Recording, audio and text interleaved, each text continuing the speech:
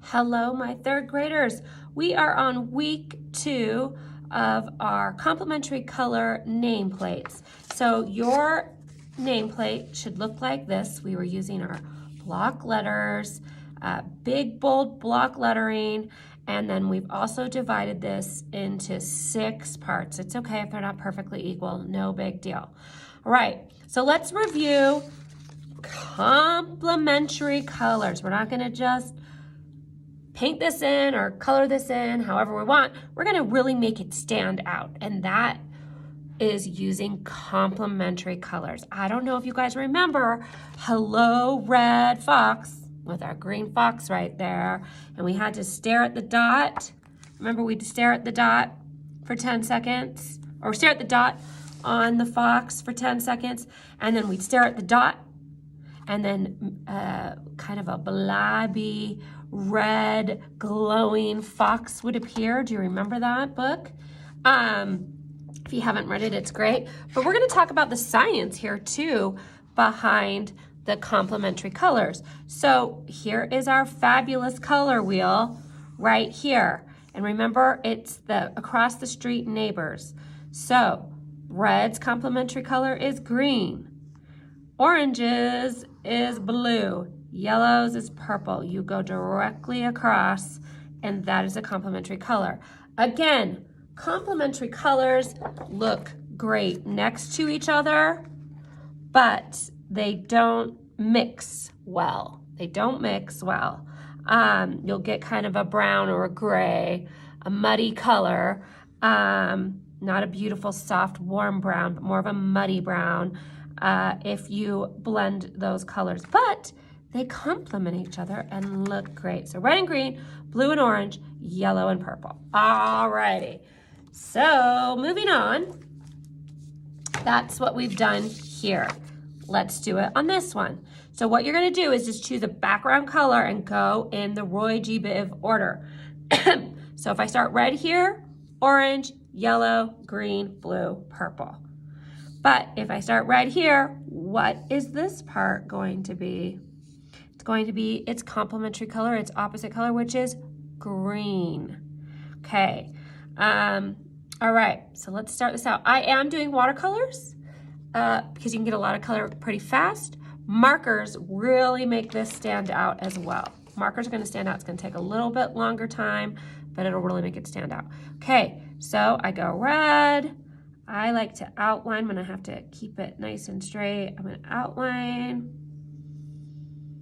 and then I'll paint the rest in, do a little quick outline, and be careful on those lines. If you do choose to do watercolor, it is a little tricky, and your colors might blend more, and it could be a little bit scarier. That's okay. So Miss Michie's kind of cruising through here. Normally I would take my time.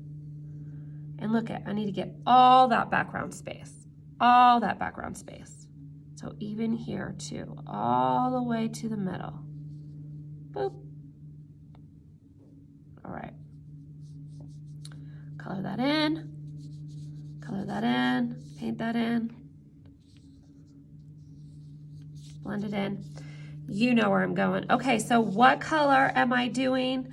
The beginning of my L, I'm going to do the complementary color of red, which is green. Alrighty. So, and I don't know if any of you guys grew tomatoes over this summer, but you'll notice the joy of complementary colors is when you're digging in your garden, trying to find the tomatoes. If you have big, bushy, green tomato plant, that red color helps you find those tomatoes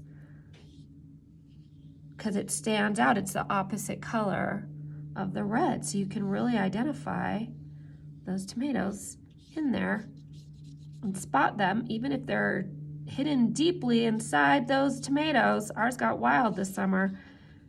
You can find them because they are complementary colors, so they stand out.